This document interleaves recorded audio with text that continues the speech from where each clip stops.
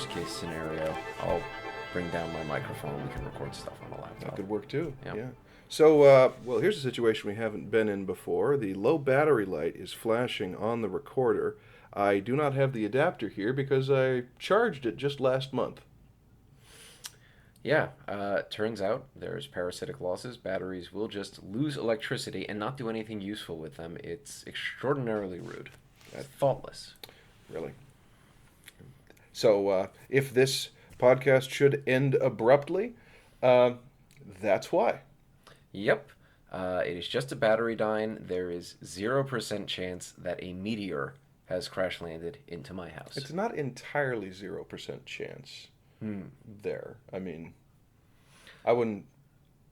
That's not a hill I would be willing to die on. Well, I mean, it turns out it might actually be. Fair enough. You know, I don't really know what the failure state is for that device, for if it unexpectedly runs out of power. Some devices handle that gracefully. Others call down a meteor to their location. Are you confusing the HTC Zoom recorder with Final Fantasy VII Esper spells again? It's possible. I did just finish a podcast that I listened to called No One Can Know About This, where they record themselves playing each of the Final Fantasy games, and they just wrapped up their Final Fantasy VII season. Nice. Yeah. It's an interesting style of podcast,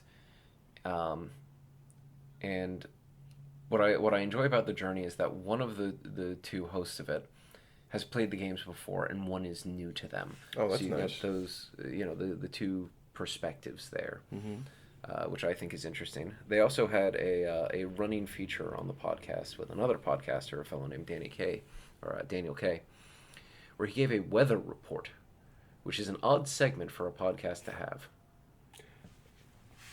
Indeed. Yeah. Yeah. I'm just letting that sink in, a weather report for something that is not live. Right? Yeah. And this isn't something like, what is it, the spooky one? Lore? No, the one about the town? Lore? No, what is it? I'm honestly blanking on. But there is. It's okay. We got plenty of time on this. Plenty of time on the tape. Yeah, it's better than dead air, right? But there is a podcast. Welcome to Night Vale. Okay. Yeah. Yeah, where they have their weather report, and it's just it's a band playing something, so there's something with that segment. Oh, that's this clever. is just a guy goes out and gives the weather, what it's like in his house. In his house. Or, well, he goes outside. Because in that case, it could be from consistent. His house. Yeah, right? It's like, well, another beautiful day of exactly 70 degrees, no rain. That reminds me of one of the things my father used to do with his students. This gives you an example of the Vancil sense of humor, which actually allows me to tie into what I had scripted for the intro bit here. Bit of family sense of humor. My dad taught high school choir for almost 20 years. Mm-hmm. And every year when he first had freshmen in one of his classes, and it had to be a mixed choir, right, so that there were some upperclassmen in there with the freshmen, he would introduce to them his amazing weather rock. All right. How did the weather rock The work? weather rock is a little rock suspended by string on a tripod of 3 sticks. Okay. And he would say this to the freshmen in particular, because the upperclassmen were in on the joke. The weather rock can tell you what weather it is outside. How so? He's giving this deadly serious. Mm-hmm. You put the weather rock outside, and then we send a freshman out to report on it. If the weather rock is wet, it is raining. I see. If the weather rock is moving, it is windy. That is an impressive tool of Right? forecasting. And of course, you inevitably got the freshmen who either took it seriously or weren't confident enough to conclude that they were being part of a joke, right? Anyway, that was an example of predicting the weather. Right. And embarrassing a fragile child in a difficult moment of transition. Right? Hey, you were the oldest and by default most mature and looked up to person in your previous environment. Now we're going to put you in a different environment where not only are you not the top, you're the bottom. and we've really shaken up all the social bonds that you've been relying on prior to this. Anyway, tell me what this rock says. Right. And if you really wanted to mess with them, you could go on a clear day, dip the rock in a bucket of water, and then set it out. So this poor kid now goes out, says, well, it's raining. It's like, well, it's clearly not raining, but the rock is wet, and just you're thinking as a catch game one of designer those here, loops. right? Yeah. It shouldn't the tutorial should be self-evident in the beginning. Now let's mix up the challenge and right. It shows a little room for self-expression, right? We put them in this puzzle. How are they going to get back out of it? So yes, that's good thinking. Now the how the Vancil humor has evolved. I'm looking at it, I'm seeing it happen in my children now. Okay. And Doodle is kind of halfway there because I mean he's on the autistic spectrum. Right. Very high functioning, but still he's kind of like a Vulcan or a young Commander Data with a lot of feline characteristics. It's like if I laugh at something, he says, "Daddy, is it funny? Why is it funny? I want to know why. I didn't react that way, but you did." And then I'll tell him, and he'll laugh at it, and he'll file it away that this particular combination of factors is funny. No, that's good. He's learning the most basic lesson of comedy, which is that explaining the joke makes it funnier. Yes, it is. Now, my daughter, Bubble, who is 3, gets it. Like, she tells jokes at this point. They don't make a lot of sense, but she's figuring out a delivery, and if something is funny, she knows that it's funny, and she'll keep doing it. Like, the other night, I'm giving her a bath, and she has a bunch of the little toys spread in the bubble bath, and one of them are these little squeeze mermaids. Okay. They look like the little Hummel figurines, but made out of rubber, and they're squirt toys. So you squeeze them, you fill them up underwater, and then you can spray them, right? Right. And so we're playing with these. She's singing her little song, and I squirt her with one of the mermaids. Its mouth is its launch point, which makes sense, right? Yeah. So she laughs, and what happens next is this moment of horror and comedy as she lifts up her own mermaid and breaks its neck. And I realized that she's not strong enough to squeeze it just with her hand, so she has to bend it to get it to fire the spray. But in doing so, it looks like she horrifically broke the mermaid's neck, and then the spray looked like an arterial gushing of water coming out. The back was to me, so she's looking at me like, hee, squirt, squirt. Sorry for spitting on you there. And I let out this horrified chuckle laugh. She says, "Oh, that's hilarious," and then proceeds to break the necks of the rest of her bath toys. So there's all these dead ducks and fish floating around in the tub, and she's just laughing. Oh, yeah. I mean, she's made it rich with that vast trove of mermaid ambergris she's gotten herself. Yeah. So, hi, welcome to Coddiwomple. I'm Matt Vancil. I'm James Youngman. And this is a podcast where we meander purposefully towards a vague destination. Yes, indeed. At least until the battery runs out. Right, I believe Jupiter is our destination. By Jove, you may be right. I don't know if you were going for a joke there that I just completely missed. Is that not the ending? Or is it Jupiter or Mars that you use? We begin with Jupiter, we end with Mars. All right, so sorry, I have it backward. We are heading towards the sun. No, it's the thing is you're so knowledgeable about stuff that I never think you've botched a joke. I think I'm failing to get one. And so I'm scrambling madly. And there's a point where before the shot clock expires, I'm like, do I pretend I got the joke and fake a laugh? Or do I admit that I didn't get it? This time I was correct. Yeah. All right. So, what are you working on these days? I understand you are working on another... I ask you that, but I already know the answer by way of interview format. So what are you working on today? So these days? Yeah, there's a few things that I'm working on. I work in multiple media. The main thing, of course, is I am working on the Clockwork City puzzle video game that I'm working on with a couple of my friends. Very cool. And if we have, a website, Twitter, Facebook on that. That's been going well. We recently went to a Seattle indie game meetup with what was then the most recent build of the game, put it in front of some other game developers, got their feedback, and we've been integrating that taking that knowledge and making the game better. Excellent. So I've been very happy with that whole process. And you can follow along at angrygnomesoftware.com, and that'll have links to our social media that will tell you when the website gets updated. It's a complete loop. What else am I working on? I'm working on So I am working on a game design essay. Mm-hmm. As some of you may know, I publish articles on game design on my member blog at gamasutra.com, which is a website for game developers to discuss the art and craft of game development. This is one that I've been wanting to write for a while. It's going to be a bigger one. But this is going to deal with my philosophy of game design and trying to communicate that.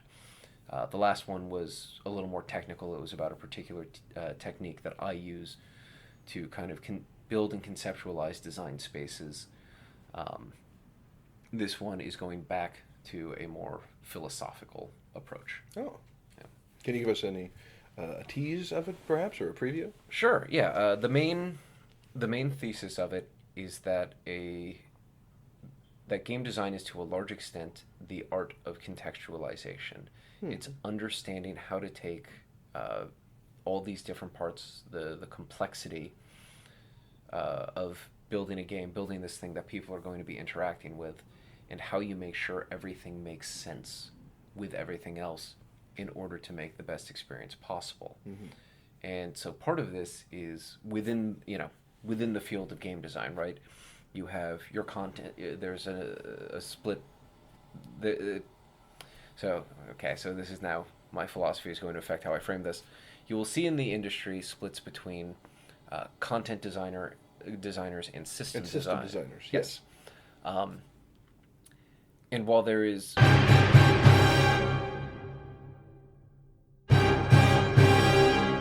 Well, we're back. As you may have guessed, the recorder died, ran out of its battery, and gave up the ghost. However, James, being the tech guru that he is, has hooked us up on his laptop with what is this thing called? That is a microphone. I wish you could see the look I'm giving him right now.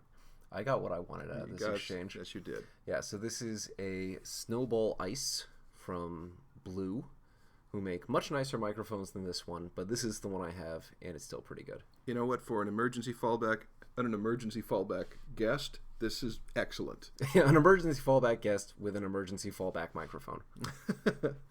Double emergency fallback. Yeah. Wow, this has suddenly become very desperate, very dire. We are backs against the wall. Yes. Here. Up the stakes.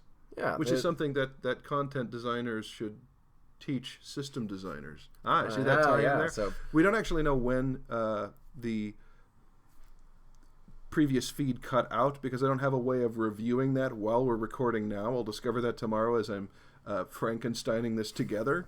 But let's take it from the point of the difference between, or the arbitrary, potentially, difference between content and system designers. So within game design, you have this kind of recently emerged split of content designers and system designers. So, for example, we'll give the example of a Mario game. There are some designers whose job it is to determine how Mario runs, how he jumps, what the response is to different inputs, how many tiles high can he jump, at a given speed, that sort of thing. And you have other designers who are responsible for actually constructing the levels. So you see that sort of specialization split in the industry. Now, there are good reasons why that's happening, and I don't want to create the impression that this is some cul-de-sac that the industry is backing itself into. My point is that it's important for content designers and systems designers to work together to get the best results, because these things don't make sense without each other. So, for example, if I said, I'm making a video game, should the character be able to jump in it? You should not be able to answer that question with the amount of information that I've given you, right? So, you want systems that support creating the sorts of feelings and the sorts of experiences you want your players to have. And you want content that best supports those systems, right? You want players to experience only the sort of the sort of encounters that work very well within the systems that have been built, and you want them to encounter all the different ways those systems can lead to them having a good time. And of course, systems has to be aware of content. You have to be aware of what sort of tools there are, what technical limitations there are of how large a given unit of interaction can be, so like a level or a mission, that sort of thing. To design your systems such that they are going to be at their best, to design and tune them so they'll be at their best for the sort of content that the team is going to put together.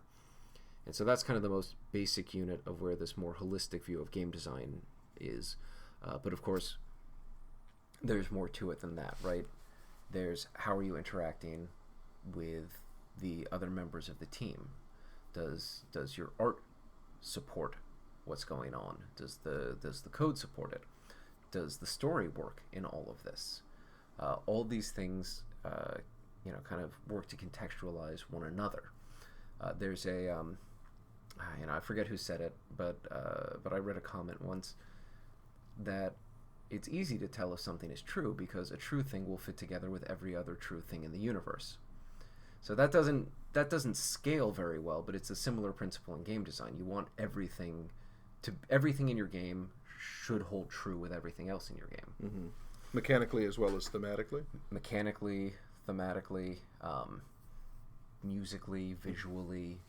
And so that's part of where this essay is going to go, as well as the broader context of not just the game, but being a game designer on a team making it, making it for a given platform, making it at a given moment. Every piece of media is in some way a reflection of the social context in which it's created. Right, the zeitgeist. Yeah, exactly. And so both the social context and the industry context. What sort of games are popular right now? What sort of games aren't popular right now? What do players want at this moment?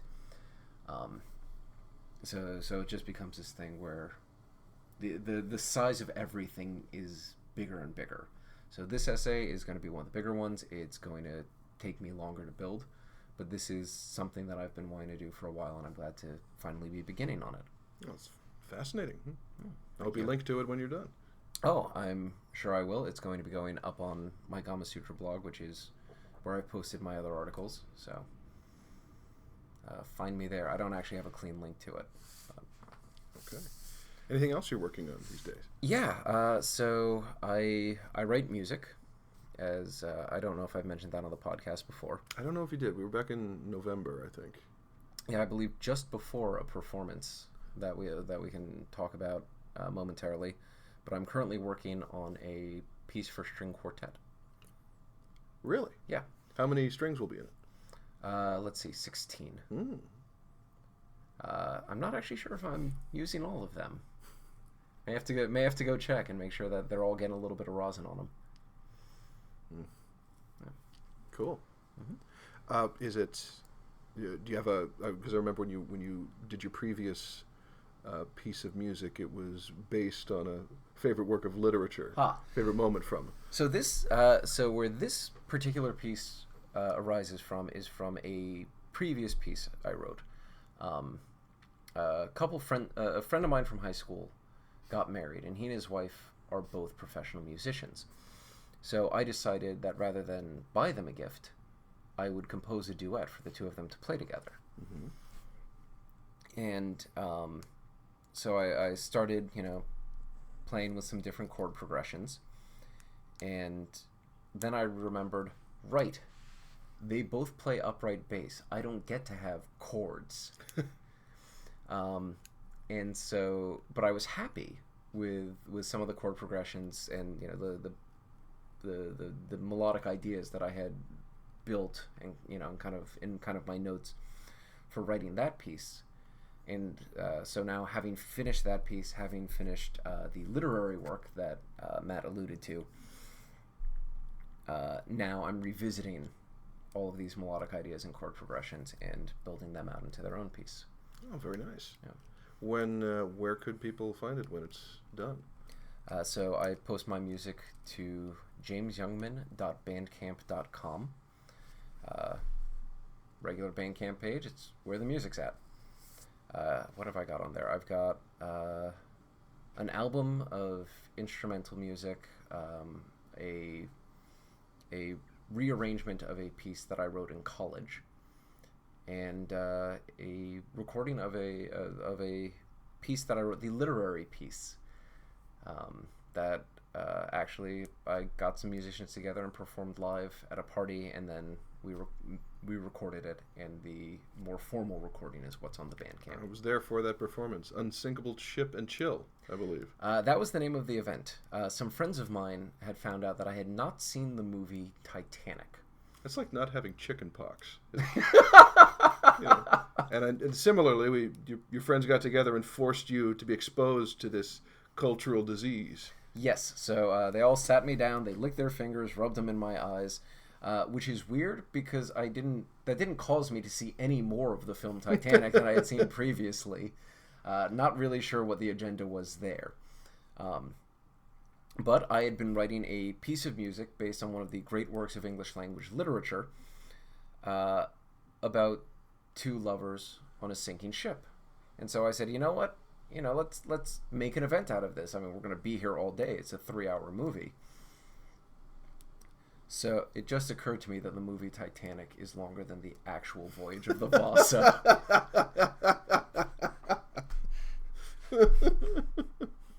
Speaking of doomed voyages. Indeed. And so, yeah, we'll play this song as part of it. So, now naturally, I couldn't have written a song inspired by a film I haven't seen. That's just not how inspiration or time work. Randy Newman does it all the time. Yeah. Pixar's got a real good friend in him. Yes, they do. Yeah.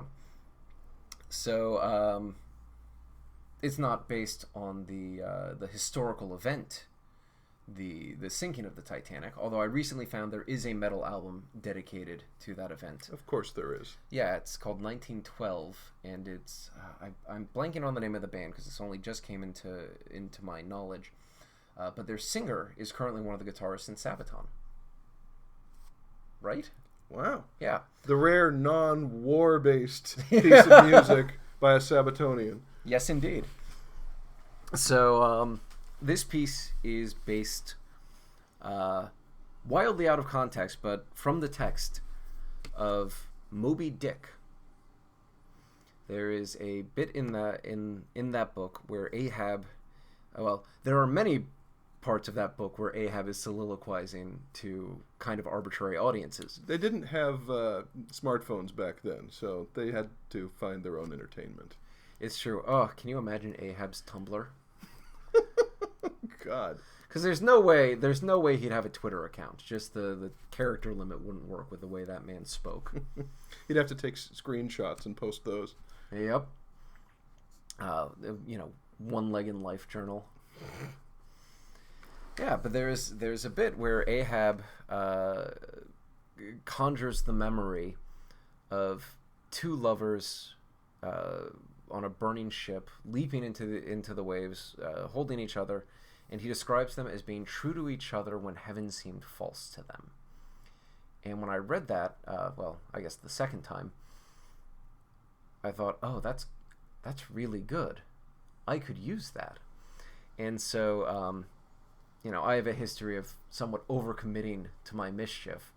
And so I wrote this musically a largely orthodox ballad. It's a duet backed by piano and cello from the perspective of these two lovers. So the two lovers leave from the burning ship, true to each other when heaven seemed false. That turns into a chorus of, I'll be true to you when even heaven seems false. And more of the song, in particular the bridge, the lyrics are taken from and shaped a little from Moby Dick. And so it was this fun little bit of mischief that, we're going to watch Titanic. Here's this sad ballad about the doomed lovers on the sinking ship. Oh, wait. And so that song, Truer Than Heaven, is the most recent thing on my Bandcamp. See, we have an ongoing theme of man's hubris nautically. Yeah. So far here. The Vasa, Moby Dick, Titanic. Yeah. 3 for 3 so far. Right? I'm sure we'll be able to get an Odyssey joke in here somewhere. Likely. Yeah. All right. So, what are you working on? What am I working on? Yes, nice transition. Same things I was last month and the month before that. Actually, it was weird. I was realizing that 10 years ago, I was working on Journey Quest and Pwned. And right now, I'm working on Journey Quest and Pwned. Wow. To a lesser degree, of course. My work in pre-production on Journey Quest is done because I'm only writing this season. So it's turned that over to production, and they're getting that going, which is great. But I've been working on the Pwned adaptation for months and months, and finally turned a corner on that, and then I have a draft of the new screenplay, and now whittling it down to size and optimizing the scenes and making the dialogue more movie-like, because it's been the strangest write I've done in a long time, because I've already told this story twice, right? And it's boomeranged from its original medium into the novel and back again, vastly different, but it's been like taking a sketch you did, because I mean, I've mentioned this before, that a screenplay is a story you're trying to tell in as few words as possible. Right. Right? Movie dialogue is not real dialogue. It's a distillation of real speech.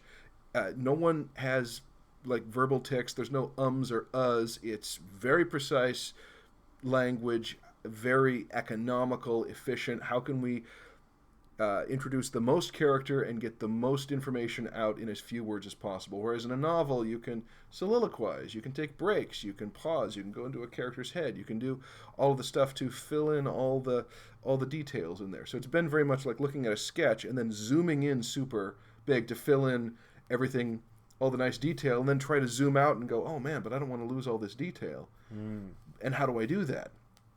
Well, that's what I've been doing. So it's been, it's also been odd in that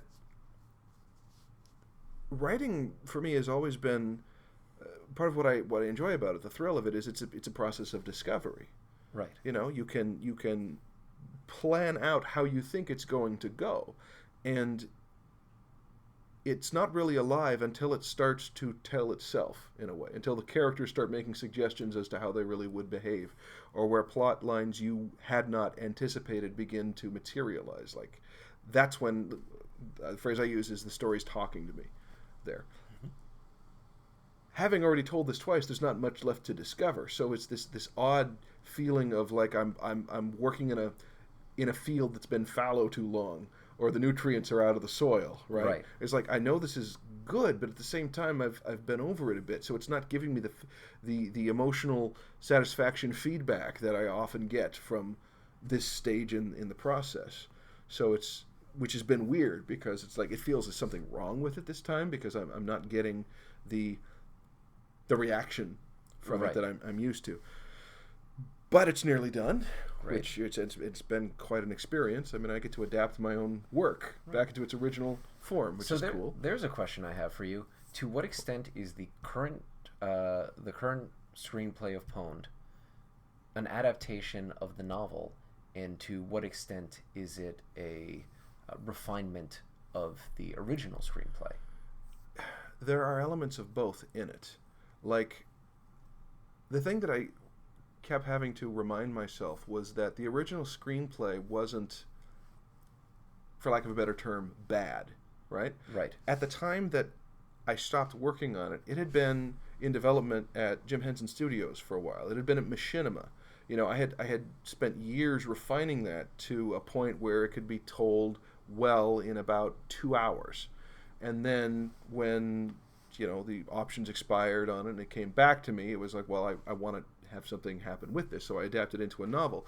Now, I have a tendency to look back at my old work and cringe and think, oh, I'm so much farther on now than I was then, and anything I look at back then is I have to change and and have to update. My sensibility's different. The characters are so one note. I don't really like the protagonist. But structurally, it's still sound, right? So in many ways, it's following the same scene sequence as the original, but with the character development and more of the dialogue from the novels.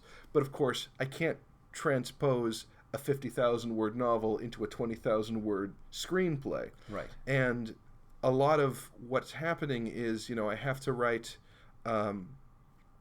approximations of scenes or distillations of scenes. Then I look at those scenes on their own because I can't have the novel be something that has to be referenced in it. And I was like, well, it's not necessarily working as it is. What are the points, not from the novel, but in this document now, that I can further distill and refine? And it takes on a third shape that is neither the original screenplay or the novel itself. And that's been exciting because it's beginning again to talk to me again. So and part of it also is looking at challenges I didn't face when I originally wrote it, which is, do I keep the whole Chuck Norris subplot? Because right now that's an internet meme that's 15 years old.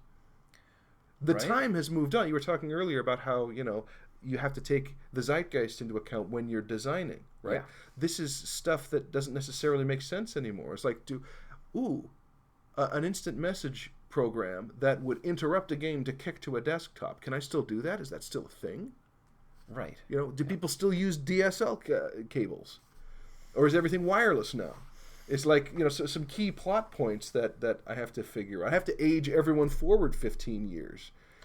Right? That too, yeah. It's like if the kids who were in their late 20s when I wrote this in 2008 need to be aged forward a bit. So right, because this is connected to the Gamers franchise. Yes, yeah. But it would be coming out modern day. It's set in the now, unless, and this is part of the development. Once I turn the script in, it's like, do we want to do this as a period piece? Because WoW Classic is a thing now. We could say this is set in the heady old days of 2004. Pwned Classic, right? When the term first came out. Yeah. Or Vanilla Pwned. Vanilla Pwned. Hey, there we go. Which, honestly, that might be a decision worth making because it's hitting the nostalgia button at that point. If we could go back and find something that went in production of, let's go for the super low poly, not great color grading look of the 2004, 2005 MMOs, then it's something that is retro and an homage, and maybe you find an audience that's not the younger gamers, but the old people that don't play anymore. I say old, myself being in the early 40s, right? So there's a lot of ways it can go, and I'm enjoying it. It's been good.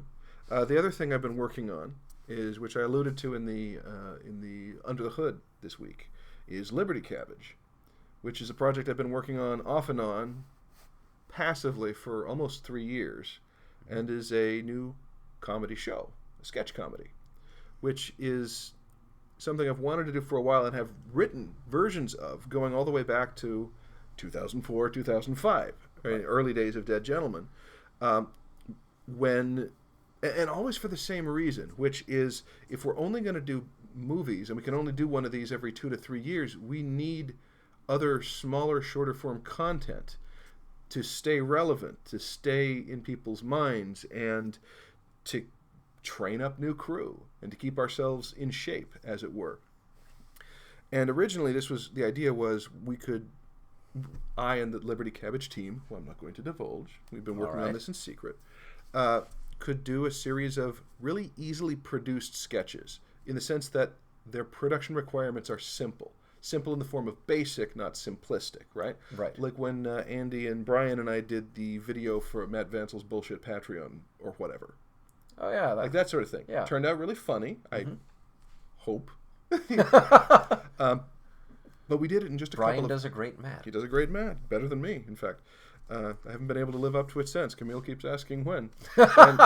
But we shot it in about 2 hours. We had more material than we needed, and it's good. It's funny in a single location.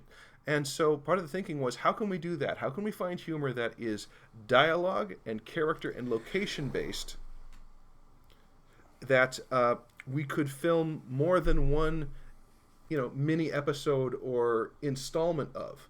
because film can get massively expensive, and it's scheduled the way it is to shoot out locations in batches, because that's the most efficient way to do it. Right. So if I've got a location for one day, we should try to film as many iterations of a sketch as possible in it to amortize our costs, right?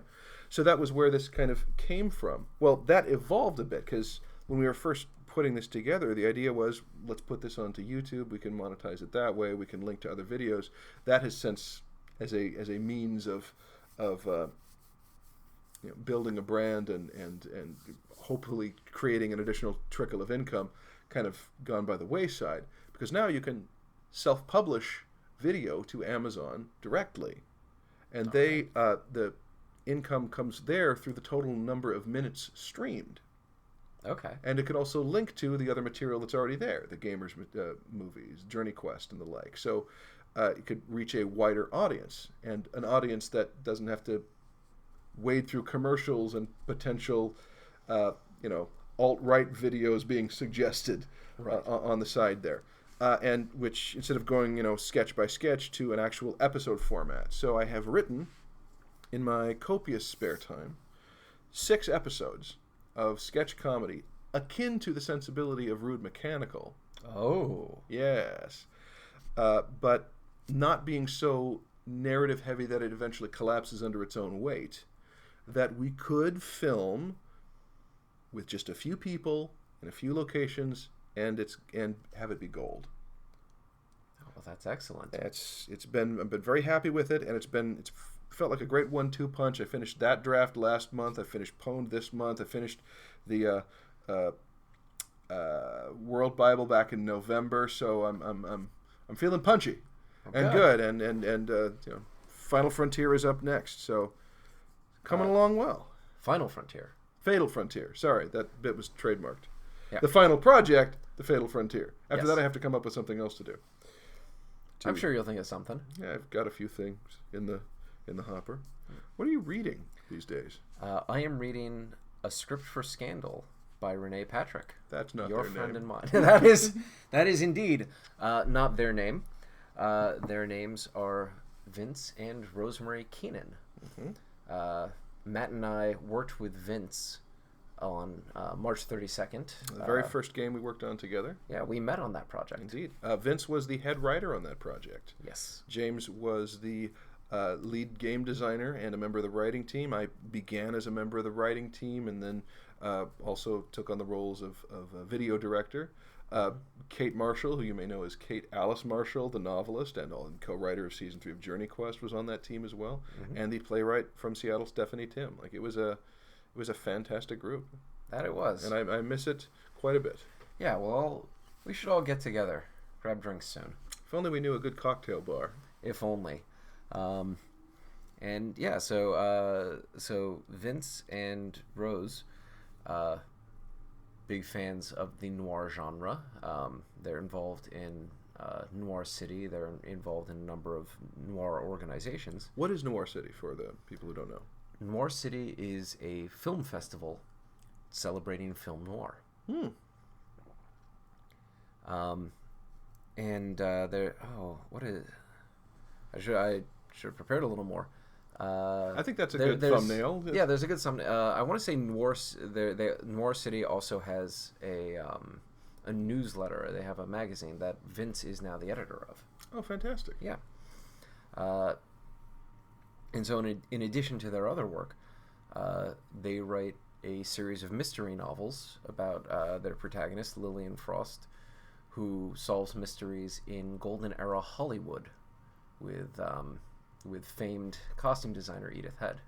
That's fantastic. I remember when we were working on March 32nd that Vince got an Xbox specifically so he could get that video game. What was that? That was L.A. Noire. L.A. Noire, because it had a fully rendered Los Angeles circa 1940. Yeah. And he got it for research, which is fantastic. Yeah, I believe that is the first and probably only video game that Vince has bought for himself. What else would he get? I don't see him playing Yoshi's Island. It's a delightful image, though, isn't it? It is, with his presidential hair. Yes. Yeah.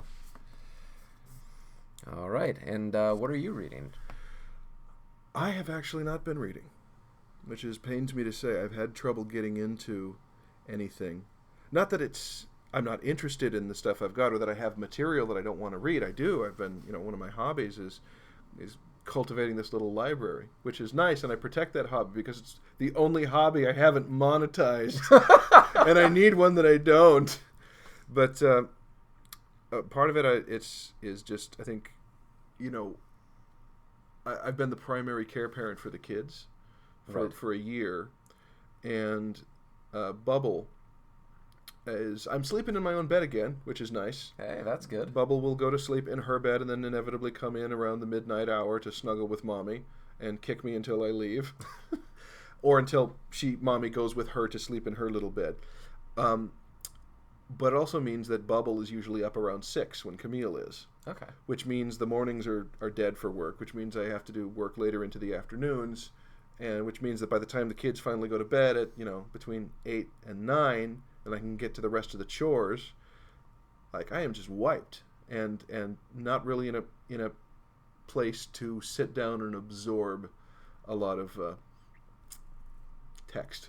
Like, I either wind up reading the same paragraph 3 or 4 times, or I pick up a book that I hadn't read for a week and I don't remember any of the context leading up to that, because I'm a momentum-based reader. It's like, if I can read a little bit every day, that's great. I can get to that. But if I take a week off, I have to basically start over. And I've started over a few times. There's a bunch of books I want to read. Like, I've got this new one called Walking by Erling Kagge, who wrote Silence in the Age of Noise, and it's more of his ruminations on basically the act of walking, which, of course, living in a nation that did not evolve with the automobile, like this half of the United States, you can actually walk to work and walk your town and not die of exposure. Right. And but I haven't really been able to get to it. I have another one called Underground by Will Hunt, which I heard a interview with him on NPR a couple of years ago. He wrote about the worlds literally beneath us, the access tunnels and the subway platforms and the old cave systems and the paved over undercities. Oh, cool. Yeah, and it's like 15 chapters of him going to different areas around the world and traveling through major metropolitan cities entirely underground. Like, he did the entire Paris underground, spelunking with some friends of his.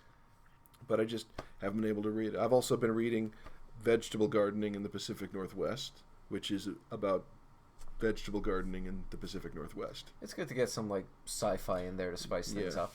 Which, because in the new place that we moved to, we used to have a single garden bed that was just overwhelmed by our neighbors' trees, and to the point where our poor cucumber plants were sending out rafts of survivor leaves out into the yard to try to grow up so they could catch the waning light. But in our new neighborhood, we have 3 gardening beds, and they're all fully exposed to the sun. Good. Except that in the Pacific Northwest, a plant that gets full sun really only gets partial sun, and partial sun equals partial shade here. So if you want to do some warm weather crops, your tomatoes or your peppers or whatnot, you've really got to be mindful about it, because even though we've got 150 to 250 growing days a year, so much of that is not direct sunlight that it's going to stunt your warmer weather crops. Anyway, or at least I've gotten a few chapters into each of those, but nothing beyond that. I hope to get back to that soon. What are you watching these days? So this is actually kind of a time of transition for me in terms of what I'm watching. Earlier tonight, I canceled my Netflix account. Cold turkey. Yeah. So what I realized was, and I realized this a couple months ago, was that I wasn't watching enough on there to justify continuing to pay for the subscription. I've run into some issues with passive media consumption, that it's become trickier for me, or how can I put this? The threshold of engagement necessary for me to devote my full attention to passive media has increased. And that being the case, there is necessarily less that crosses that threshold. And so I'm trying to be more deliberate in terms of what I watch, in terms of, how much time I spend on passive media consumption. And I came to the conclusion that the Netflix account was going to have to go soon a few months ago, but I wanted to wait. There were a few movies I had in my queue that I wanted to run as movie nights, and there was the last half season of Bojack Horseman that had not been released yet when I came to this realization. So I decided I was going to stick around for that because that's a great show, and I wanted to see it through. So now that's canceled, and my current plan is when a given service has a month worth of content that I want to watch, that I want to sit down and watch, not have on my second monitor to have something playing while I work on my main monitor, but to actually sit down and engage with and watch, I'll subscribe to that service for a month, and then I'll cancel. And I'll just... That way I don't have to, blow the budget on subscribing to 5 different things at once. I don't have to waste money subscribing to feeds that I'm not consuming content in, and I can be efficient and deliberate about it. So next up, I watched the first few episodes of The Mandalorian when it first came out. I don't have a Disney Plus account at the moment, so next up I'll be transitioning to that to finish watching The Mandalorian and whatever else catches my eye while I'm in there. Then after that, who knows? I've heard good things about both Chernobyl and The Watchmen, so HBO might be after Disney Plus. The first season of Westworld was also fantastic. I have watched the first season of Westworld. Oh yeah, yeah, that was quite good. But that's about as far forward as I can see on that front right now. Barry was also very, very fun. Yeah? Yeah. And there was that game of, I don't know, there were swords and dragons in it. Game of Dragons. Yeah. I know lots of games have dragons in them. Fantasy's pretty Dragon popular. Age, I think it was. Yeah, Dragon Age. Okay, yeah. So wait. So was Dragon Age an adaptation of the show, or was the show an adaptation of the game? Which one was first? I think you're thinking of The Witcher. The Witcher. On Netflix. Right. Yeah. Yeah, based on the books from Poland. Yes. Mm-hmm. Yes. Which I actually pitched that to my class because they asked me, what did you think about The Witcher? And my first thought on it was that it was the best video game adaptation I've ever seen. Then one of them pointed out it's actually based on the books that the games are based on, not on the games. I wasn't aware of that. Oh. So, it's not the best video game adaptation I've seen, but it was quite a good show. I would watch. That's the more of important it. thing. Speaking of things you would watch, yes. What are you watching? Well, speaking of the streaming services, we finally relented and bit on CBS All Access so that I could watch Star Trek Picard.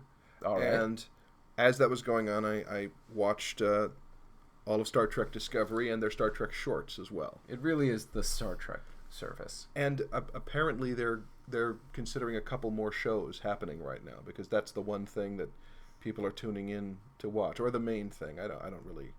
They're the only things I'm watching. Sure. On it, and I got to start with Star Trek Discovery was perplexingly delightful. Okay. Because there was so much in that I did not expect from my experience watching other Trek shows, but not in a way that ever incensed me or made me bored. So it was always engaging. Part of that was the episodes all chained together. It was not the sort of mostly anthological with a greater narrative thing of the 90s Trek series that I base my opinions on, right? Okay. Or my sense of what the model should be. So much so that it wasn't even always on the same ship. They were on different ships throughout at different periods. They had different core crew members. Huh. In every other Trek show, the bridge crew and then maybe one other person are your mains, right? Right. In Discovery, we didn't even learn the names of some of the members of the bridge crew who you saw in every episode until multiple episodes in. Like, there's one point there was a new captain, that's not a big spoiler, who actually asks, who am I working with? Sound off here. And it was the first time we got names of some of these characters. Some of which were like, one of them was clearly a cyborg or something, or a half-robot woman, which seemed to fly in the face of, well, which, again, some of the issues that I had with the show are, wait a minute, you're trying to tell the story that's happening around the same time as the Enterprise's 5-year mission, or shortly before it, and yet the events of Next Generation, Deep Space Nine, Voyager, these are all 100 and some years in the future, yet some of the stuff happening back here seems technologically beyond that.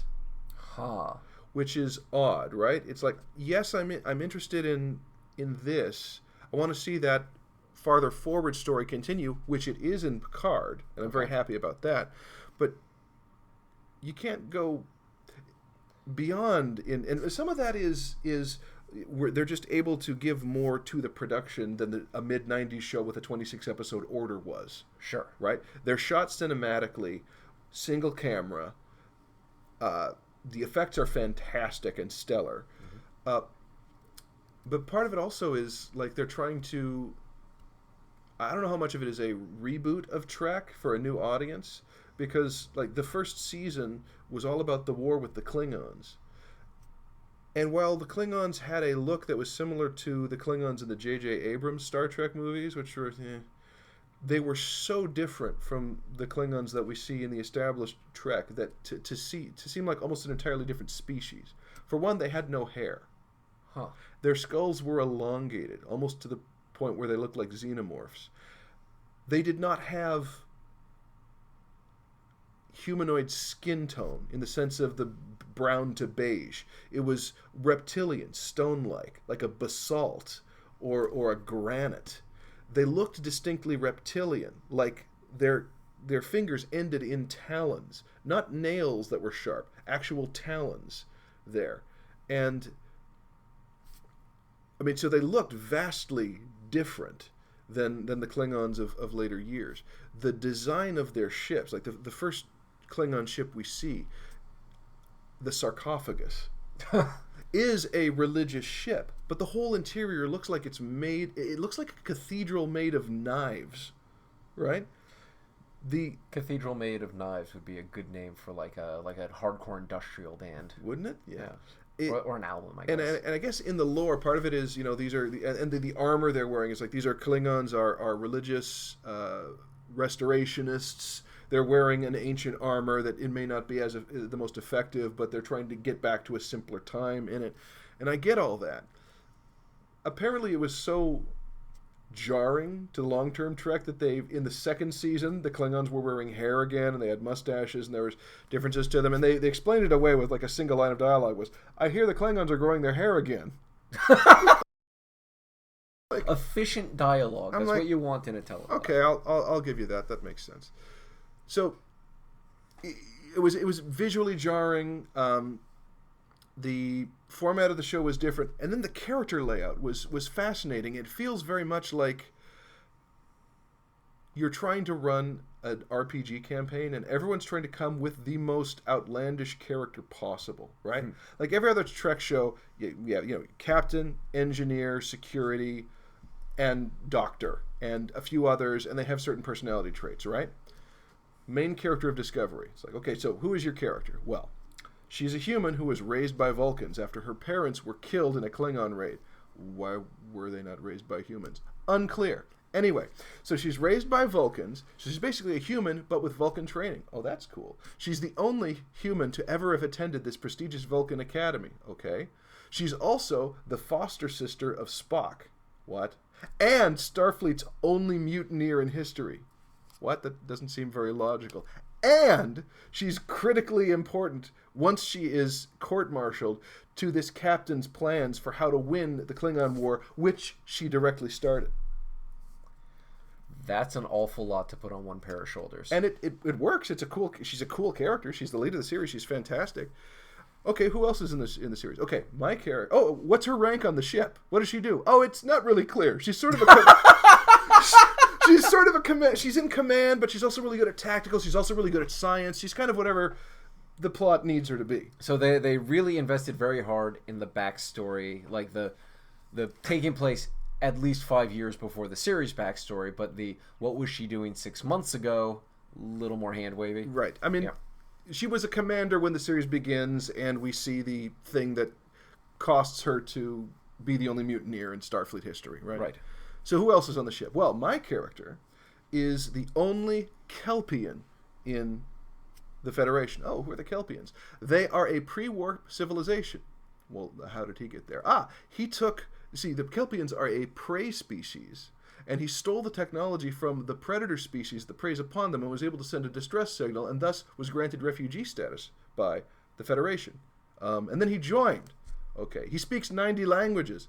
What?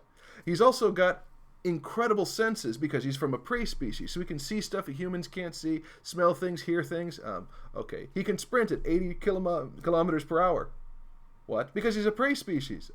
Okay. And the best thing, he can sense the presence of death. Grand. Wait, what?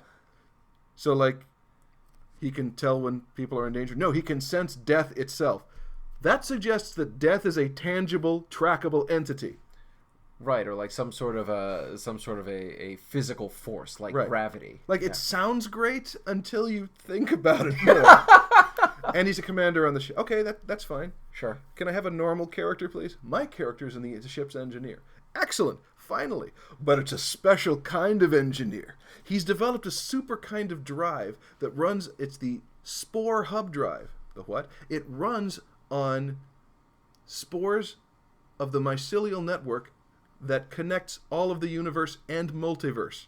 What? Yes, you know the mycelial network of the forest that allows everything to all the plants to talk to one another? Right, I'm familiar with the mycorrhizal symbiotic relationship between... Right, fungi. So in this series, there is a mycelial network for the entire universe. The void of space has a mushroom network in it that this engineer's spore drive can tap into and whisk them to any other point in the universe in a blink. Huh. That's the technology that they've got. But only he can use it for plot reasons later on. Including, they can jump into into mirror universes. They can potentially jump through time later on. So this is the most technologically advanced propulsion system in the history of Starfleet, and yet we've never heard of it 100 years later. In the mirror universes, do the mushrooms in this network have goatees? It doesn't seem like it should work, right? Right. And the final character is like, okay, he's in security. Okay, he was a Klingon prisoner of war. Okay, that's cool. He's actually a Klingon spy who was hollowed out and surgically altered, but doesn't remember he's Klingon because he identifies with the human personality that was put upon him. And he falls in love with the Vulcan-raised human who started the Klingon war. I see. Okay, can we back up a bit here? There may be some spoilers in that, but still, it's. I wasn't gonna watch. Everything seems so extreme. And then there's the captain with the dark secret. Oh my God, can anyone just be normal on the show? But it's still delightful. It's fun. But it's different also in that, I mean, Star Trek, and the thing I miss about the 90s Star Trek was that it was idyllic. Like, it was utopian. And this was Roddenberry's design. We have left all this crap behind us. We have evolved as a species. The difficulties of writing the show were that the characters were all supremely philosophically advanced to the point where they did not have interpersonal conflicts. Like, some of the worst conflict that would happen is like on Voyager when Neelix thinks that Paris is in love with his girlfriend and he hits him with a plate of pasta. Like, that's the level of interpersonal violence on old Star Trek. Whereas here, the fighting that happens, there's one point where the commander says they need to let, this is going to happen whether it has to get out. Let them fight one another. This is when the hollowed out Klingon is fighting the doctor who he killed who's come back from the dead. Side story we don't need to get into, really. Wasn't going to ask. It's just, tonally it's different. Visually it's different. And yet there's enough of a core Trek in it that I'm like, I'm in. So how does that compare with Picard? I've been looking forward to this because it's continuing the narrative that was established in the 90s Trek series that ended really with Star Trek Nemesis, which was not a great movie. Right. And that was the last forward momentum was 2002. The pilot for Picard was magnificent. Like, hit all the right feels without being nostalgically manipulative. Brent Spiner made an appearance as Data in Picard's dreams and memories, and it was done well. It was done right. We see who Picard is later in life when he has kind of faded away and left Starfleet. Now, after the pilot episode, things kind of get weird. Part of it is because he doesn't have a ship anymore. He has to get one. He has to assemble a crew. And it's not a Starfleet crew because he's left Starfleet. And Starfleet has actually sort of betrayed its founding values at this point in the series. It's become more insular. It's a reflection of the time. It's a time of austerity and distrust. And so it's ignoring its mission. It's withdrawing a bit. And Picard is trying to help who he believes to be the offspring of a very dear friend from Next Generation who is in danger, but he has to find her. And I don't want to spoil this one because it's fun. And so he's got to put together a crew to find her and move on to that. But I'm wary of the series because it feels very much almost like it's getting into Indiana Jones 4 territory. Like, our love of the character can only propel us so far if he's unable to do the stuff that he was able to when he was younger and had full command of his faculties and powers. Now, it's different for Picard because Picard was always a diplomat and a commander. He was not an action hero until the Next Generation movies came around and kind of necessitated him to be. Okay. Right? But so far, he's building this weird crew of renegades and misfits and outcasts, and their overall plot hasn't really they're not heading towards it as fast as they should be. Like, the older Trek shows were all anthological. It's like we might have an overarching plot for the season, but this is a ship in a bottle episode. This is a bottle episode. You know, as you go from one to the next. Each episode so far has felt like it's taken too long to move the core narrative along. I don't know. I'm wary of it. I want it to be better. I'm hoping it will be, because the pilot was so strong. And we're only midway through the season, though, so we'll see how it continues. We're actually going pretty quick here, so let's skip over the What Are You Playing? All right. For now, and go straight to the questions, because there's quite a few of these. I hope I got everyone's in this month. All right. From Moritz, what are your top 3 movies released in 2019 and why? I don't know that I saw 3 movies that were released in 2019, just because of it's hard to get to the theater when you have to pay as much again for a babysitter. Right. And when you're friggin' exhausted by 9 p.m. most nights. I can at least give you 2. Mm-hmm. The best movie I saw that was released last year was 1917. That was an extremely intense experience. I want to talk about it in more depth another time, but because I was able to spot where the cuts were in places just because of practical experiential knowledge of how it would have to be done. Right. Yet still, the illusion that they created of 2 unbroken shots was astounding. Yeah, well, and just the emotional impact. This is very early on in the movie. You know, I guess spoilers. There were trenches in World War I. But there's a shot where, very early on, where our protagonists enter the trenches. Mm-hmm. And it's not something that the film goes out of its way to highlight in dialogue or in the visual language. It's just they're in a field, and when they have to go do something that involves going through the trenches, they're walking and things descend, and into the trenches they go. Mm-hmm. And it was shocking to me because, you know, of course I know that World War I, particularly on the Western Front, was defined by trench warfare. And, of course, the trenches, being physical structures, had to have beginnings and ends. but I never had a concept of what those were in practical terms. I mean, you can look at the sketches and the maps and say, "Oh, wow, look at that network," but until you see, right, and so it was just, oh, they're in this part where it's, you know, it's idyllic. It's just the European countryside, and then they just make that descent, and now they're in the trenches, and that just, you know, this is something that happens in the first 10 minutes of the film, and just the emotional impact of that. This casual thing that the film doesn't, you know, really emphasize, just it took my breath away. The thing one of the many things that struck me about that film was how there were no antagonists, really. You know, not really in the way that movies defined them. Like, this movie could have very easily have been, you know, this is the mission that will win the war for us, and you have some evil scheming German colonel on the other side who's trying to kill them the whole way. There isn't anything there. Like, the war, you could say the war itself is the antagonist. Well, and I think that's a part of why so much of our media around the 20th century wars is around World War II. So clearly World defined. War II, like, oh, well, we've got good guys and we've got bad guys, and the bad guys are superlatively evil. They're wearing skulls on their uniforms. Right? So it's very easy to feel good about, like, well, we're the good guys, we're going to go do the thing. And, you know, everyone can feel good about this because we are stopping this superlative evil force. Yes. World War I is just this horrific cascade of events. Like, who was the villain of World War I? Diplomacy? Like, the Black Hand, maybe? Bismarck? Yeah, right? Right? You know, a man who was not in power. Was he even still alive when the war began? I don't think he was. Or he was at least not in power, that's for sure. Yeah, so it's a much more muddied sort of conflict. Yeah.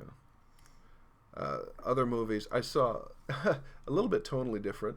There's a Netflix movie, My Name is Dolomite, was fantastic. Eddie Murphy, one of his best performances. Like, I was aware of the film Dolomite. I was not aware that it was intentionally a comedy. And that Rudy Ray Brown, like, knew what his limitations were, and even said, you know, I know I can make this funny. And that's what made it the hit. And that afterwards, like, it made so many millions of dollars that he went on to make like another 10 movies with his crew. Oh, wow. That's fantastic. Yeah. Piece, you know. And as for a third good movie, best movie, top 3 movies that I saw in 2019, I guess I'll say Episode 9, because I saw that in the theater.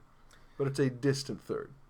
Yeah, like, in thinking of movies, like, I saw 3 movies in the theater in 2019. It was Endgame, Episode 9, and actually, you know, I saw Knives Out in 1917, which both came out in 2019. I didn't actually see them until 2020, so I'm not sure how you want to count that. I think it says released in 2019, so yes.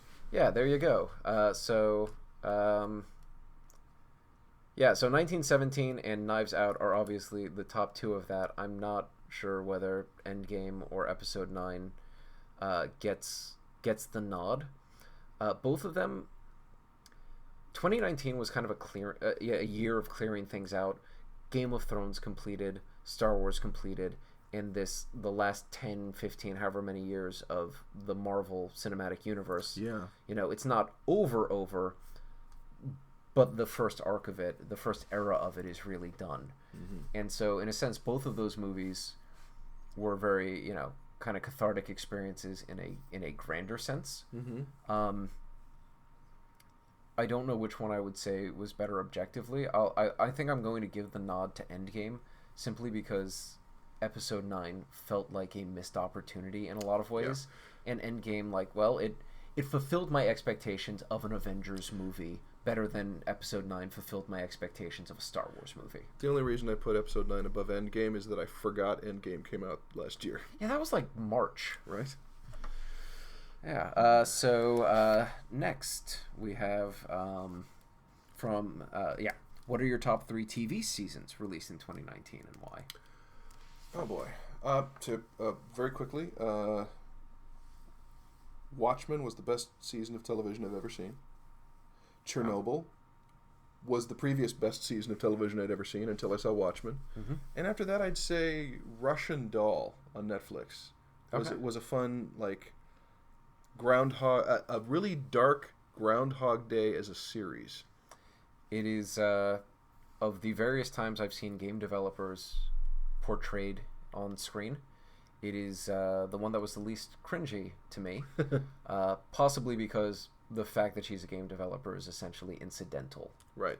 It's not the reason that she is self-destructive. Right. She has a job. Her job happens to be game developer. What else? I guess... Yeah, all right. So now, from Rob McLennan, have you ever snuck an homage into one of your works, RPG, adventure, book, film, etc., that you don't think anyone caught on to? Probably not. The audience is pretty smart. It may be that I made something too obscure or not obvious enough that it's unclear if it's an homage or not. Thing is, I don't remember a lot of what the homages would be. I'd have to watch them all again and go, oh, right, I was thinking of this when that went in. So, in the missions in Deadliest Catch Alaskan Storm, the dates are the birth dates of friends of mine, but one of them, incidentally, her birthday is the date that they've calculated out was the date that Odysseus returned to Ithaca. No kidding. Based on the descriptions of the constellations. So yeah, I'm just going to also claim credit for it also being an Odyssey reference, because I said we were going to get one of those earlier, so wanted to pay that off.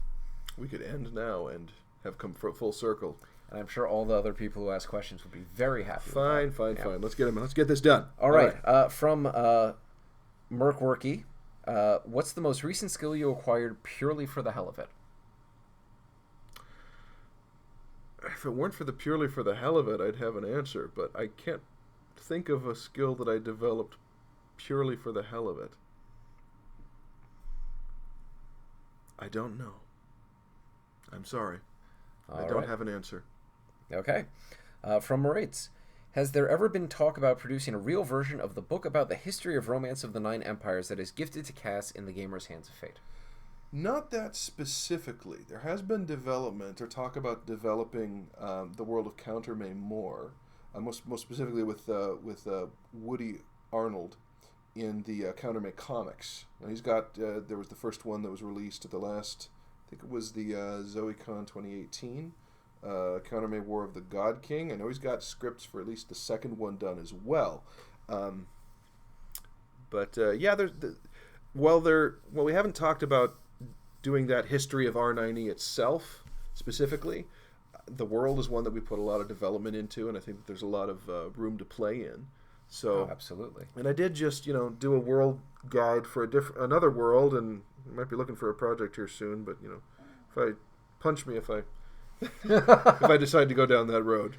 For that one, let's not do a podcast. I think people are going to want to see that. So, from Rival Guy, have you considered the podcast as a narrative medium? You mean like as a episodic, like radio show, does he mean? I would have to guess. Something like that. I mean, I haven't. And I think probably it's just because it would take an equivalent amount of time as writing-wise. Okay. And you'd still need cast to make it happen. And I don't know what the outlet for it would be.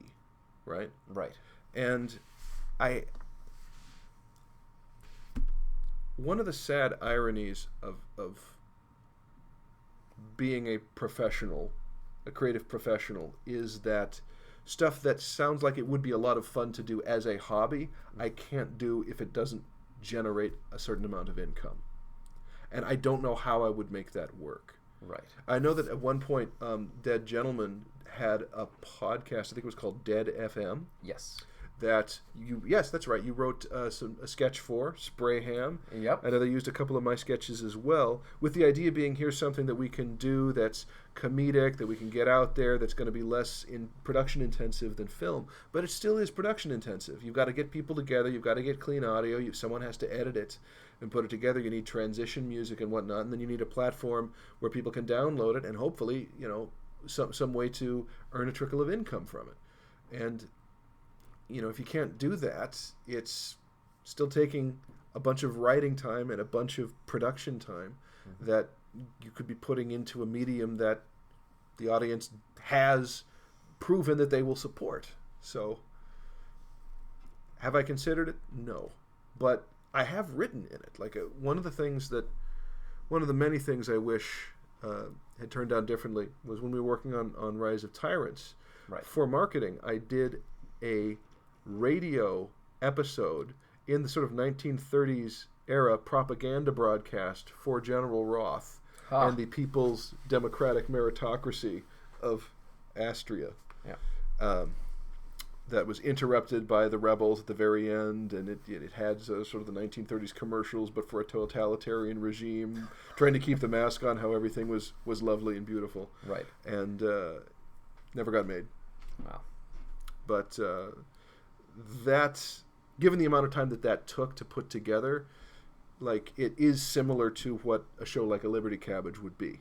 Okay. So. All right. Long answer to your question, Mr. Guy. Yes. So from Red, what are your favorite and least favorite parts of filming?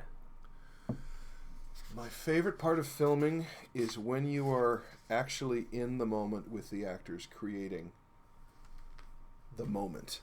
Because acting for film is reacting. It's being absolutely present. And the writer in me is kicking myself for saying this, but there's a point where the lines don't matter so much as the intent that's coming across. And if the characters are in the moment and they say something that is more proper for the moment, that is not an exact rendition of your words, go with that. Because it is that energy, that ephemera that is going to fade. When they are perfectly dialed into that. One of the best things that can happen when you're filming is when something goes wrong and you're rolling.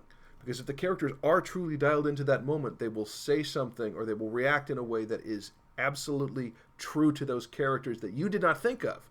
And it looks like magic because it fucking is. Ha! And you want to capture that and build around that. Walter Murch, the Academy Award-winning sound designer and editor, has a whole philosophy is that when you cut for performance first. Not geography, not consistency, not continuity. Performance.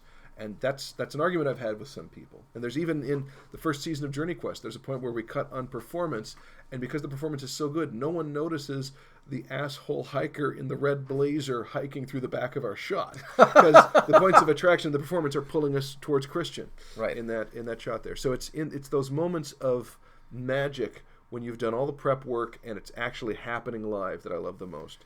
What I hate the most about it is not filming. And how long it takes. I mean, I've heard it take if you want to be a filmmaker, prepare to spend 90% of your time not making films. I think it's a higher percentage than that. Right. I mean, I mentioned earlier it takes us 2 to 3 years sometimes between projects. And one of the great frustrations I've had is that 20 years into the career, we've only made 6 or 7 things in a couple of properties. Right. Right. It's like I feel like we could have done so much more if we had focused more on where our momentum was. And I think the problem with it is that we got spoiled right out of the gate. Like when we started up and we made the gamers, we went to that first Gen Con and people came to us. We were blown away by the response. We had no idea it would be so popular. And I think that early success made us think, oh, the audience will come to us.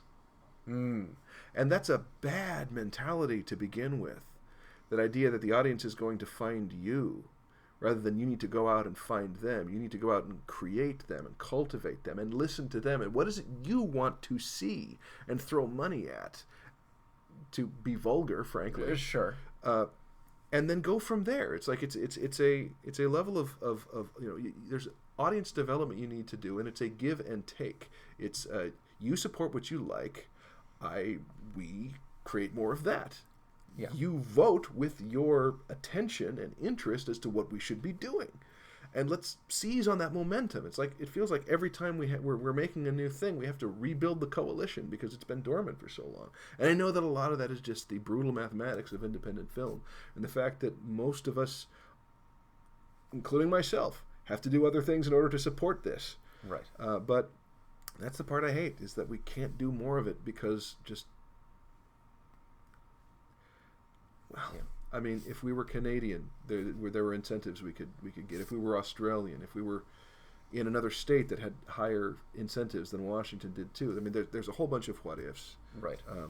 And it's easy to fall down that rabbit hole and get depressed as to what you haven't done. Right. But we're here now, and you've done the work you've done. You've done a lot of great work. You have built that audience, and I know people are eagerly anticipating JQ4 and what comes beyond. Oh boy, I certainly hope so. So last of the non-lightning round questions, Moritz asks, will you join Fantasy Network's Patreon alternative once it's up and running? I don't know. I will have to take a look at it and see. There are pros and cons to it. The obvious pros is it's where the if that's where the audience is going to be, then I want to be there. The con of it, of course, is anytime you change a platform like that, you're basically asking your audience to pack up and come with you. And every time you do that, there's going to be some drop-off. Right? I don't know yet. I'll take a look at it and make the call then. Very reasonable. And part of it also is a matter of discoverability, too. It's like Patreon, for all of its faults, is kind of the industry leader in the patronage websites. Yes. Right? And so to go to one that maybe would not be as discoverable, even if that's where the majority of the fan base is, I don't know. I haven't made the decision yet. Okay. All right, so we move on to the lightning round from Every Door Repairman. Okay. All right. Dancing or cooking classes? Cooking. Correct. Concert or play? Depends on who's playing. Yeah.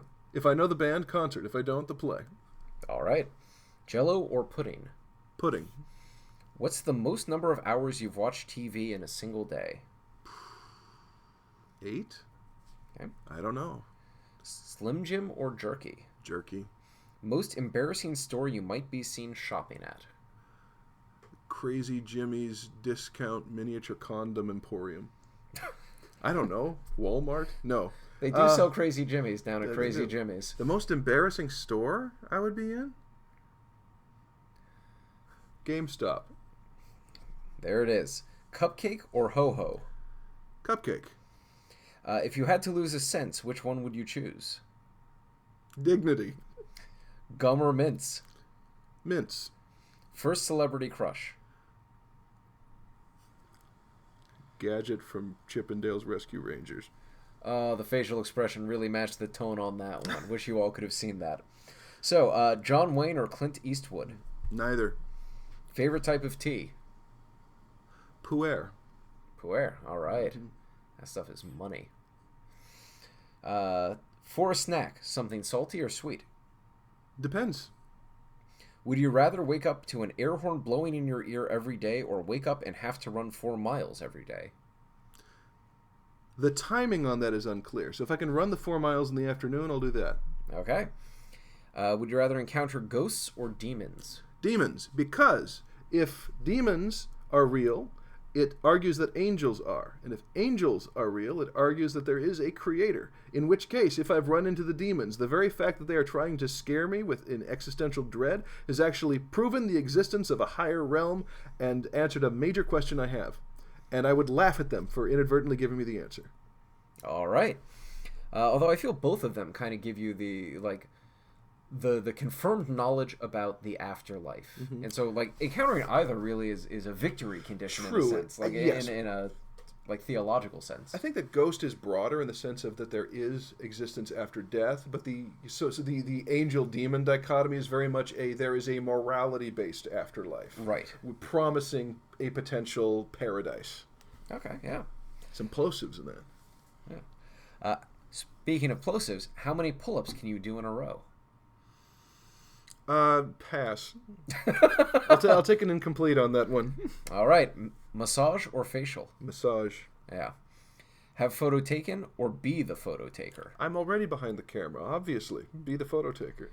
Do you believe in fate? Sometimes. Black beans or refried beans in your burrito? Depends on the other contents of the burrito. If there's a spider in your house, do you kill it or set it free? Set it free. What's your favorite clothing brand? I don't have one. Mine is Scotty Vest, because I really like pockets. This isn't a paid promotion, but, feel free, guys, if you want to. If you were given the opportunity to fly into space, given today's technology, would you take it? Hell yes. All right. And hiding at the end of the lightning round, from Link Master General, what are 3 things you admire about this episode's guest? Well, I can say this to you directly. You are one of the most intelligent people I know. Top 3 easily. You are the funniest person I know. Top 2 easily. I mean, there may be someone who would fight you for that crown, but yeah. I mean, you're at least the number 1 contender. And I could make some joke about having them have a luxurious beard from which you derive your authority. But I'll always say I am supremely impressed that you have always known who you were and are, and have maintained that through trials and tribulations. And that's been, I've marveled at that and been inspired by that. And I love surrounding myself with people who are better than me in ways that I am weak. Like, I love sitting around with many of my friends, with you, with Steve, with Andy, and I have no idea what the 3 of you are talking about, but I'm glad to be there. Thank you. That is a wonderful compliment. I think I'm gonna take this one as well. You're an incredibly generous person, and I don't mean that necessarily in a monetary sense. I mean, I don't know. Maybe you donate to charity, but that's not what I'm talking about. In that I have never asked something of you or seen someone ask something of you where you could help, and the answer was just no. Now, sometimes there were logistical reasons that you couldn't do it, but you have been incredibly generous with your time and sharing your expertise that you have acquired over decades of work and, American college education system's amount of debt to acquire, and you've never been anything but generous. And on top of that, you're incredibly humble. You have all this success, all of this skill that you've developed, that you have, and success that you've earned with it. This audience, as a filmmaker, as a writer, as a performer, it hasn't gone to your head, not even a little. And I've seen that in your reactions, both when I've seen you interact with fans who have just come up to you, and I've seen it just in the way you carry yourself in general, how you talk about media production. There's no hoity-toityness to it. There's no leaning back on it. I mean, it's almost to a fault. Like, yes, you've had all this you have earned all this success. You can acknowledge it sometime. There's room between you and hubris. There's ample room. And lastly, I would say, go on.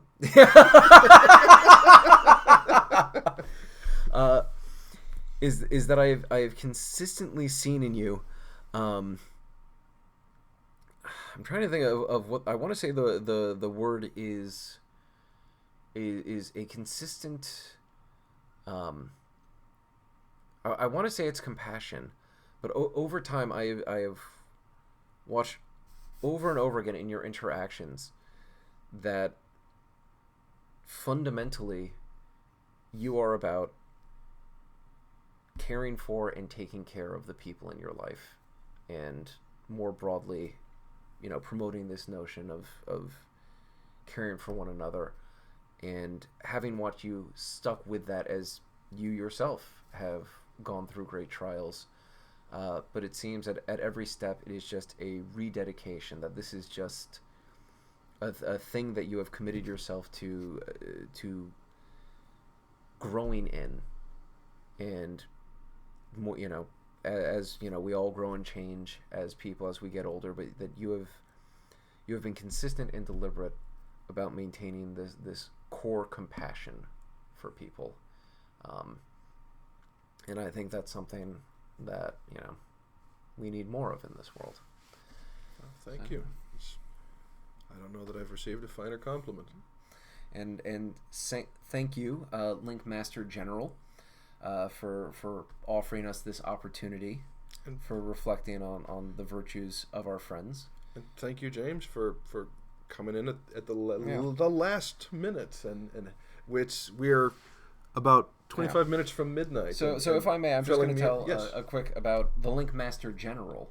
And something I want to say is he is a man of rigorous honesty and fairness. At the last ZoeCon, a bunch of us went to go see Black Panther, because that was in theaters at the time, and he had bought the tickets ahead of time. And this was something where tickets were like $13 and change each. So when I see him, I hand him $14. He takes the money, looks at it, gets a confused look on his face, and says, no, this is not what the tickets cost, and starts pulling out coins. Because even on some trivial sum of money, there's a fundamental honesty and a rigor to doing right by people. So I'm not letting you get away from this compliment chain you've created here, Link Master General. Looking forward to seeing you the next time you're in town. Same here. It doesn't feel right to go out on Mars, so let's finish with Jupiter tonight. By Jove, let's end on Jupiter.